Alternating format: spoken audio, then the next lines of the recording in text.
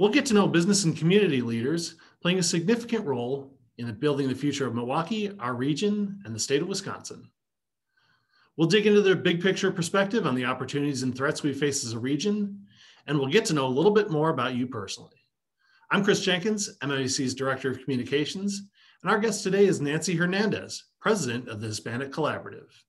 So Nancy, to start off, tell us a little bit about yourself and your organization. Thanks, Chris. Nancy Hernandez. I am born and raised here in Milwaukee, went away to school and came back. But right now I'm a small business owner, so I've had a marketing agency since 2001, still going strong. But for the past 2 years, wow, it's hard to believe it's been 2 years. I've stepped away from running the day-to-day on my business to get a civic initiative off the ground called the Hispanic Collaborative. And our goal is to move Milwaukee into a top 10 city on the Hispanic Wellbeing Index, which means improving a lot of outcomes for Hispanics. So what's the biggest challenge we need to address in Milwaukee? Well, so right now, we've been working on some key strategic initiatives, and I think the biggest challenge that we face in Milwaukee is part of why the Hispanic Collaborative exists, which is we have very large disparities in education, in health, in income, and really just maximizing the potential of people and improving their lives and their outcomes. When we start looking at the differences in outcomes between the white population and diverse communities, and specifically, I look at the Hispanic community outcomes, and that's a challenge. It's not just a challenge for the Hispanic community.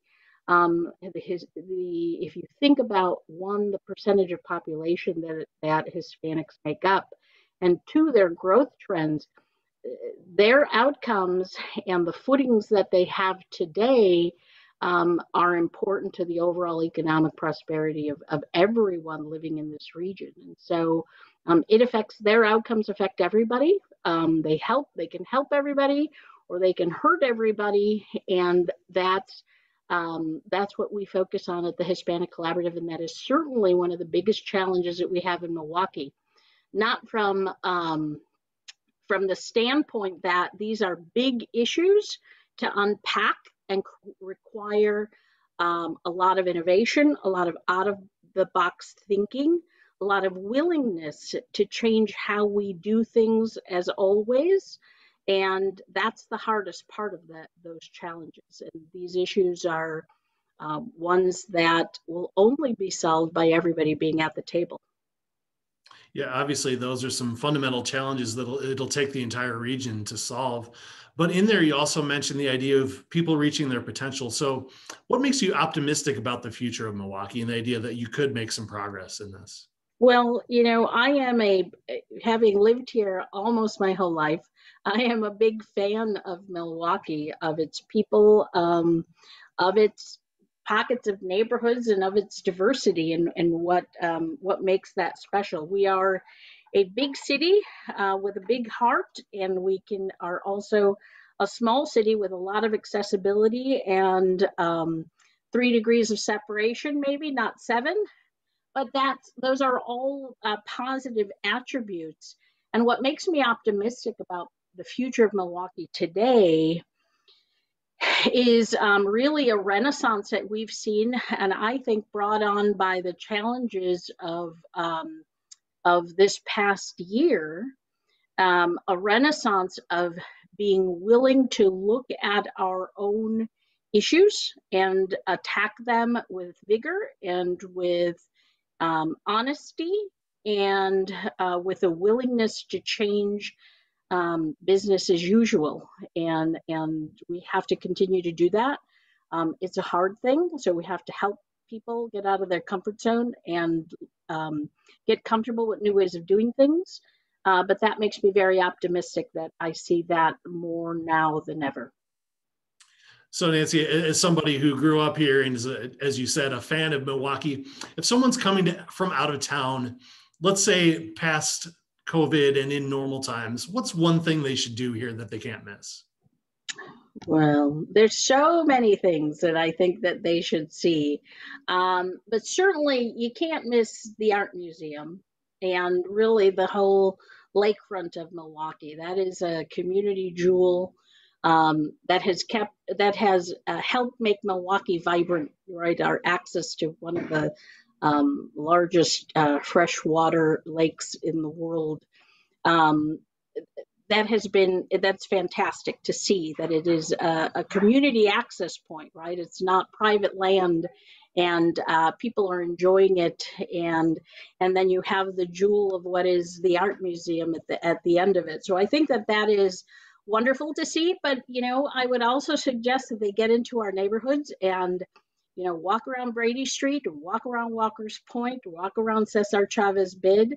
They're going to have a lot of fun and get to know some Milwaukeeans in the process, and that's the best part I think about visiting any city.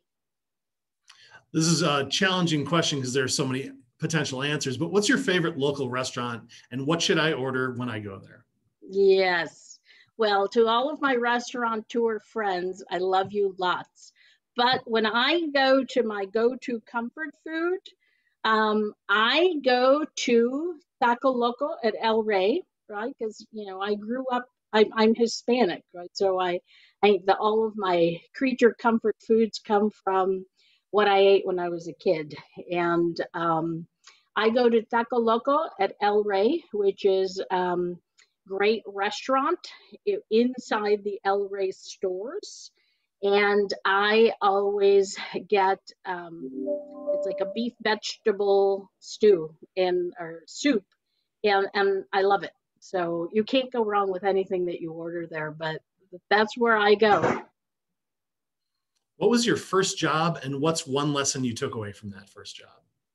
So my first job didn't happen until I was in college, and I had a chance to do an internship over the summer.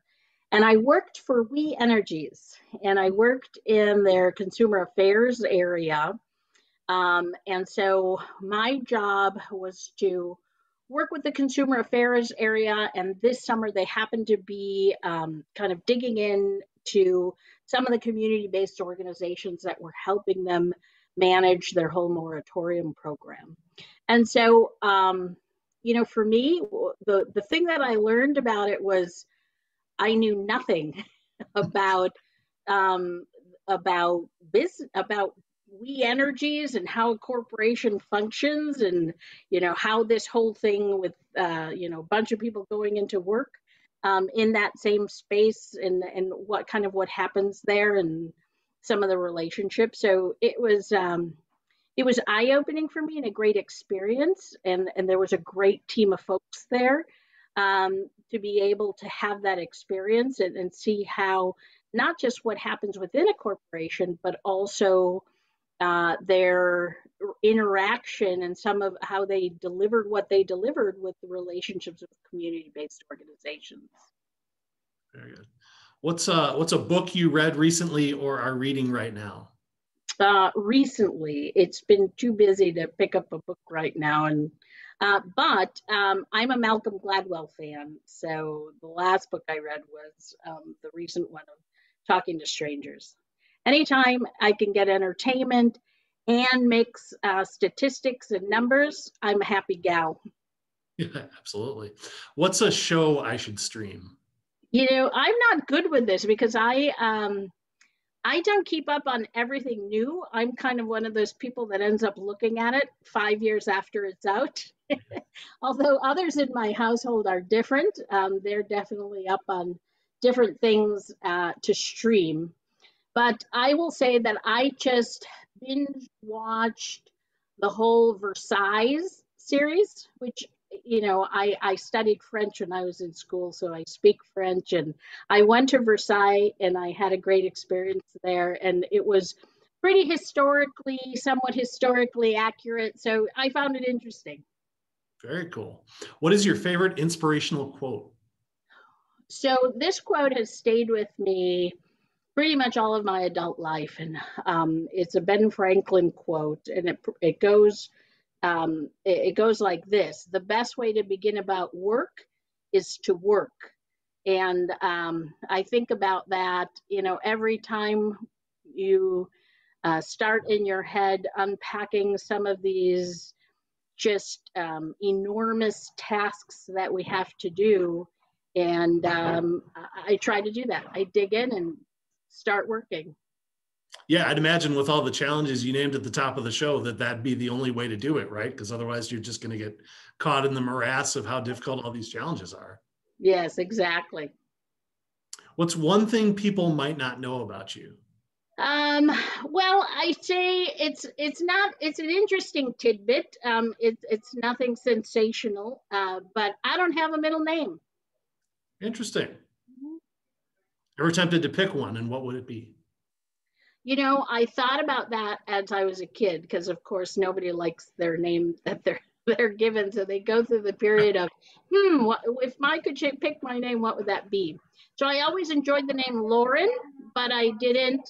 I just never did anything about it. So I don't know if I would add a middle name. Now it's kind of, my parents did that and it must have a purpose. So I'm just going to be Nancy Hernandez and that's it for the rest of my life. Very nice. Well, Nancy, thank you for being the first guest ever of Take 10. We really appreciate your time and we really appreciate the work you're doing here in Milwaukee on behalf of the Hispanic community and all of us, really. Stay tuned for another episode of Take 10. You can look on our YouTube channel, on our email newsletter, or on our social media channels. Thanks, everybody, and have a great day.